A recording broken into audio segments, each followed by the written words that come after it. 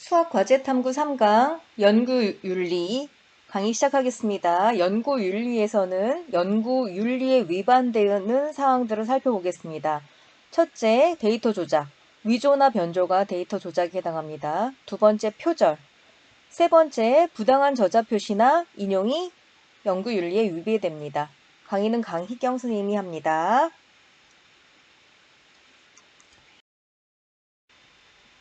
오늘 학습 목표를 살펴보겠습니다.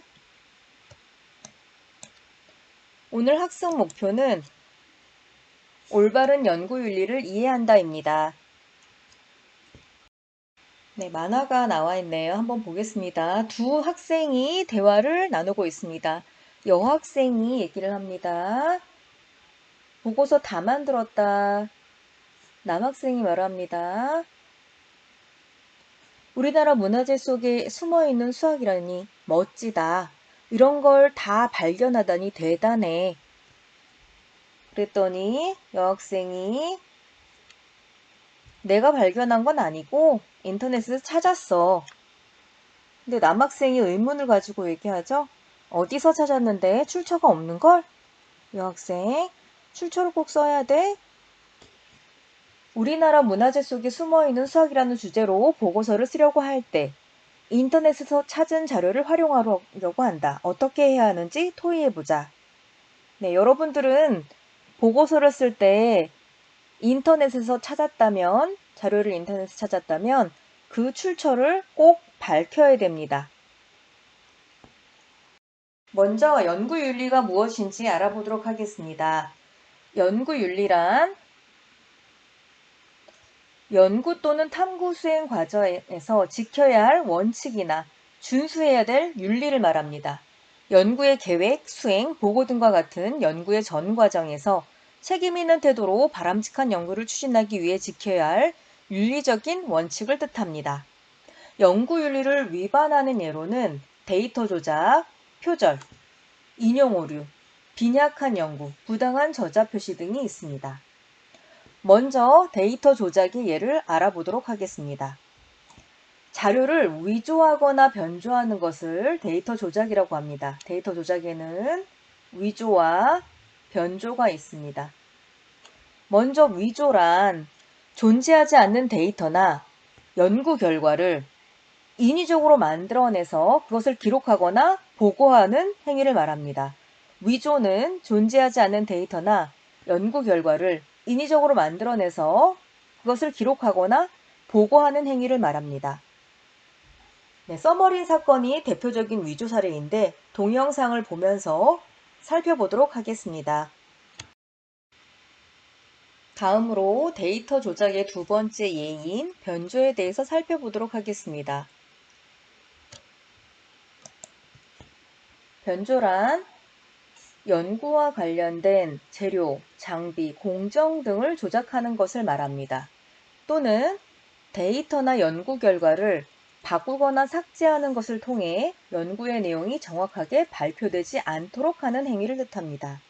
예를 들어서 원 데이터에서 3시간 후에 3,2라는 결과가 나왔는데 원하는 결과가 아니라면 조작하는 것입니다. 3,2라는 데이터를 11로 임의로 조작하는 것이죠. 위조와 변조는 자료를 허위로 만들거나 수집된 자료를 임의로 조작하여 원하는 결과를 만들어내는 행위이므로 데이터 조작을 하지 않는 것은 연구윤리에서 첫 번째로 지켜야 할 지침이라고 할 수 있습니다. 다음으로 연구윤리에 위배되는 두 번째 사례로 표절에 대해서 알아보도록 하겠습니다. 표절은 이미 발표된 타인의 성과물의 일부 또는 전체를 그대로 사용하거나 다른 형태로 변형하여 자신의 탐구 성과인 것으로 활용하는 것을 뜻합니다. 의도적이든 비의도적이든 일반적 지식이 아닌 타인의 아이디어나 저작물을 적절한 출처 표시 없이 자신의 것처럼 부당하게 사용하는 학문적 부정행위를 뜻합니다. 표절의 예로는 출처 표시 없이 타인의 글을 사용하는 경우. 두 번째, 출처 표시 없이 여러 글을 짜깁기 하는 경우, 출처 표시 없이. 세 번째, 출처 표시 없이 타인의 아이디어를 사용하는 경우, 아이디어만 사용해도 표절이 됩니다. 네 번째, 출처 표시 없이 데이터 도표, 그림 등을 사용하는 것. 이것이 표절에 해당합니다.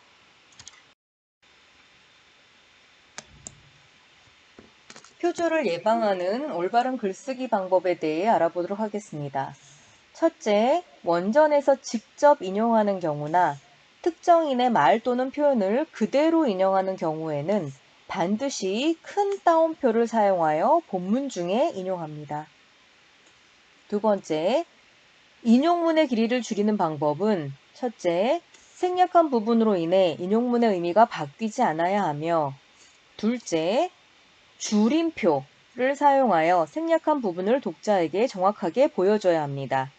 세 번째, 가끔 그 의미를 독자에게 명확하게 전달하기 위해 필요한 곳에 한두 단어를 덧붙일 필요가 있습니다. 이때 인용문의 원의미를 바꾸거나 왜곡해서는 안 되고, 덧붙일 때에는 일반적으로 브래킷, 대괄호를 사용합니다. 네 번째, 상식적인 지식은 인용 표기할 필요가 없지만 상식적 지식이 아닐 경우에는 출처 표기를 명확히 해야 합니다. 상식, 비상식을 구별할 기준이 모호할 경우에는 인용 표기를 분명히 함으로써 표절을 사전에 예방해야 합니다. 다섯 번째, 자료 수집 노트가 정확하지 않아 인용한 부분과 자신의 생각을 잘 구분하지 못해 비고의적 표절을 하게 되는 경우에는 인용문의 시작 부분과 끝 부분에 특수 문자를 적어둡니다. 예를 들어서 Q를 적어둡니다. 여섯 번째, 인터넷 등에서 가져온 자료에도 인용 표시를 해야 하므로 반드시 참고한 웹사이트의 주소를 기록해둡니다. 연구 윤리에 위배되는 사항들을 살펴보고 있습니다. 위조, 변조, 표절, 그 외에 네 번째, 부당한 저자 표시, 인용에 대해서 살펴보겠습니다. 부당한 저자 표시는 연구에 전혀 참여하지 않거나 연구 결과를 도출하는 과정에서 영향을 주지 않은 사람이 저자로 포함되어 있는 경우로서 연구 윤리에 어긋나는 행동입니다. 최근 뉴스에서 아버지인 교수가 자녀를 논문 저자로 등록하는 일 때문에 연구 윤리에 위배되어 문제가 된 적이 있습니다. 다음으로 인용에 대해서 살펴보겠습니다.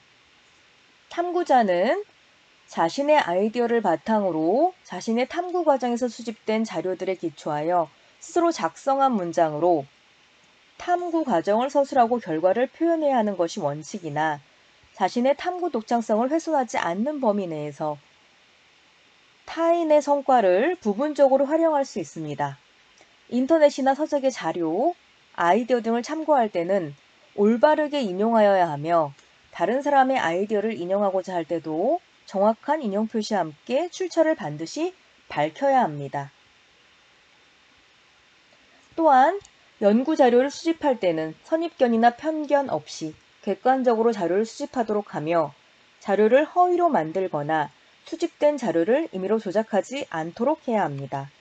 인용하는 방법에는 두 가지가 있습니다. 간접 인용, 남의 연구 결과를 인용하는 방법에는 간접 인용과 직접 인용이 있습니다.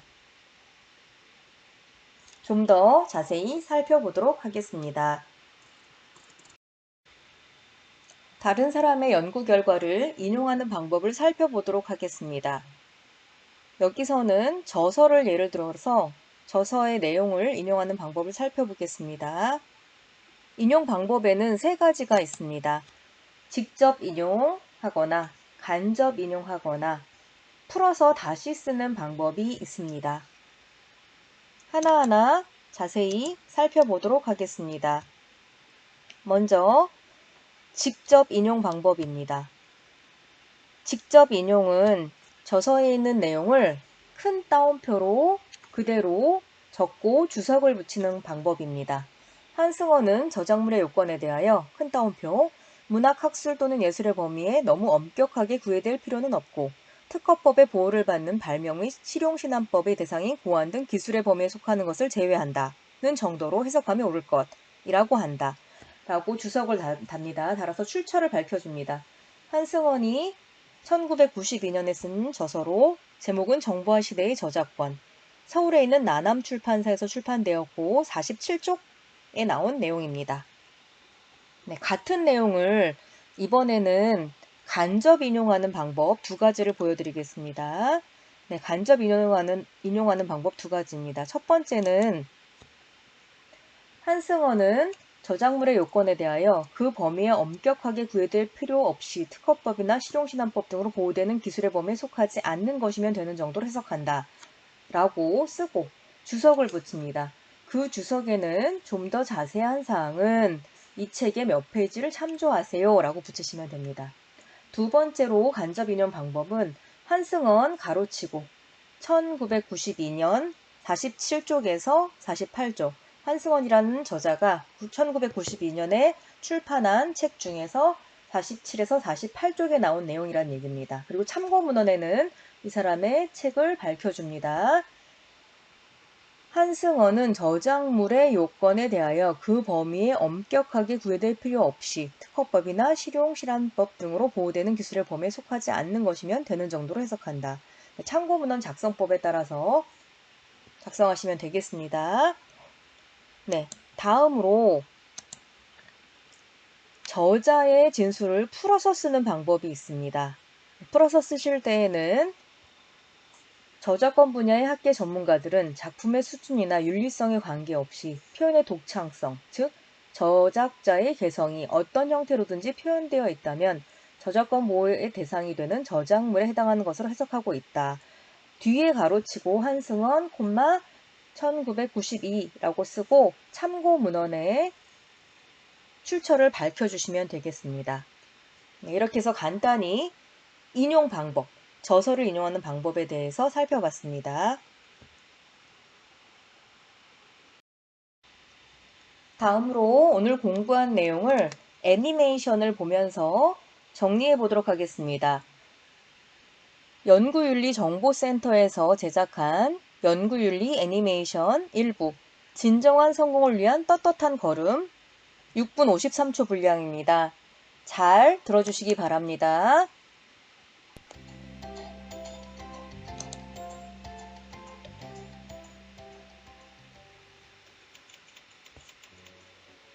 서머린 박사, 박사는 장래가 촉망되는 연구자라 내가 특별히 모셔왔는데 뭔가를 좀 보여줘야 하지 않겠습니까?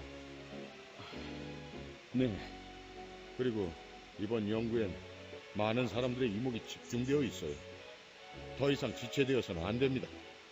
검은 쥐의 피부를 흰 쥐에 이식하는 연구가 마무리 단계에 와 있으니 걱정하지 마십시오.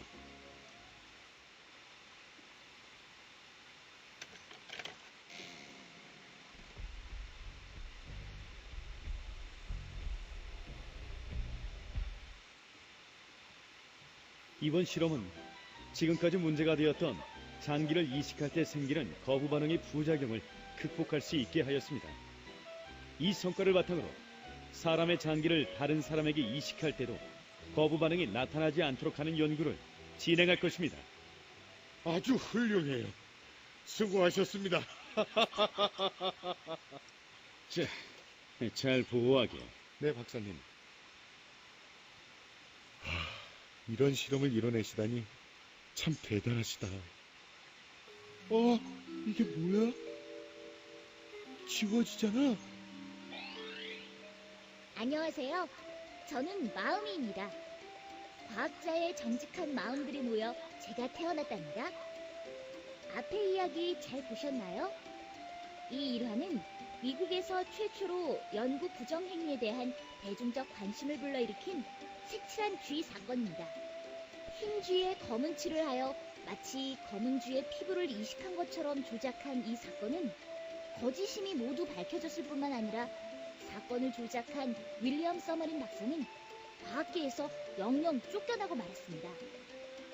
우리가 과제를 수행할 때나 실험을 할 때 결과를 조작하거나 남의 것을 자기 것인 양 바꿔치기 하려고 마음먹은 적은 없었나요? 여러분, 오늘은 마음이와 함께 책임 있는 학습을 위해 우리가 절대 해서는 안 되는 행동들을 알아보도록 하죠. 과제나 실험을 할 때 행해지는 비윤리적인 행위는 크게 조작과 표절로 나눌 수가 있습니다. 조작은 자료를 왜곡하는 것이고, 표절은 남의 자료를 무단으로 가져다 쓰는 것이라고 보면 되는데요. 조작은 다시 위조 행위와 변조 행위로 나눌 수 있습니다. 위조란 존재하지 않는 연구 결과를 허위로 만들어내는 행위를 말합니다. 그럼 먼저 위조 사례를 하나 살펴보도록 할까요? 1912년 영국에서 최초의 인류 조상의 화석이 발견되었다는 소식이 온 세계로 파전되었다. 이른바 필투 다운인이라 불렸던 새로운 화석 인류는 네안데르탈인의 버금가는 오래된 화석으로 인정받아 대형 박물관에까지 전시되었다. 그러나 1953년 이 화석은 조작된 것임이 결국 밝혀졌다. 두개골을 화학 처리해 오래된 것처럼 보이게 하고 원숭이와 인간의 뼈를 조립한 것이었다. 무려 40년 동안 숨겨온 과학 사기 사건에 온 세계는 충격에 빠졌다. 2000년 11월 일본 열도를 강타한 후지무라 사건이 있다. 애초에 존재하지도 않았던 구석기 유적을 갖다 놓고 일본의 고대 역사를 기존의 10만 년 전에서 70만 년 전까지 확장 왜곡시킨 이 사건 역시 대표적인 위조 사례라 할 수 있다. 우리도 흔히 하지 않은 과제를 한 것처럼 제출하는 경우가 있죠. 야, 어차피 해봐야 참고서에 나온 것과 같은 결과가 나올 텐데 귀찮고 시간도 없으니 실험한 것처럼 꾸며서 내자. 야, 그래도 실험인데 직접 해봐야 되는 거 아니야? 이 실험 결과야 원래 다 아는 사실 아니야? 해봐도 다 똑같이 나오게 돼 있다고. 차라리 이 시간에 다른 걸 해서 성적을 올리는 게 낫지. 이러면 안 되겠죠. 이제 변조 문제를 살펴볼까요? 변조는 데이터나 결과를 의도적으로 조작하는 행위를 말합니다. 하얀 쥐를 까맣게 칠하는 것처럼 말이죠. 줄기세포 사건 기억하시죠? 그 당시 논문에 게재된 사진은 의도적으로 조작된 사진이었죠. 이런 경우가 바로 변조에 해당됩니다. 흔히들 데이터 마사지라고도 하는데요. 한두 개 불일치하는 데이터를 임의로 없애거나 배열을 바꾸는 것 등이 흔히 저지르기 쉬운 데이터 변조 사례입니다. 데이터를 조작하거나 실험 결과를 위조하는 행위는 자신의 양심을 속이는 행위입니다. 그뿐 아니라 거짓된 연구 결과는 많은 사람들에게 피해를 줄 수 있습니다. 예를 들어 조작된 데이터인 줄 모르고 그 데이터에 기반해 감기약을 개발했는데 그걸 여러분이 먹는다고 상상해보세요. 생각만 해도 끔찍하지 않나요? 그리고 위조, 변조 외에도 우리가 삼가야 할 대표적인 비윤리적 행위로 표절이 있습니다. 타인의 아이디어나 연구 결과 등을 정당한 승인 또는 인용 없이 도용하는 행위를 가리켜 표절이라고 하죠. 실제로 우리 주변에는 정도의 차이는 있지만 이와 비슷한 일이 자주 일어나고 있다. 일부 연구자들은 제자나 동료 연구원들의 논문을 무단으로 도용해 자기 것인 양 발표하거나 인터넷에서 무심코 복사해와 제 것인 양 인용하여 쓰기도 한다. 그러나 이러한 표절은 남이 피땀 흘려가며 공들인 작품을 자신은 한 방울의 땀도 흘리지 않고 가로채는 부끄러운 행위입니다. 여러분, 과제를 수행할 때나 실험을 할 때 우리가 절대 해서는 안 되는 행동들에 대해 알아봤는데요. 어떠셨나요? 지금 자신의 모습이 미래의 모습을 결정합니다. 왜 바늘도둑이 소도둑된다고 하잖아요. 대수롭지 않게 여긴 작은 비윤리적인 행위가 나중에 큰 문제가 될 수 있음을 꼭 기억해주세요. 비록 시간이 걸리더라도 끈기를 갖고 스스로의 양심에 떳떳한 검증 절차를 거쳐 하나하나 문제를 해결해 나갈 때 진정한 성공, 더 큰 성공이 우리에게 선물로 주어질 거예요. 저는 여러분을 믿어요. 안녕!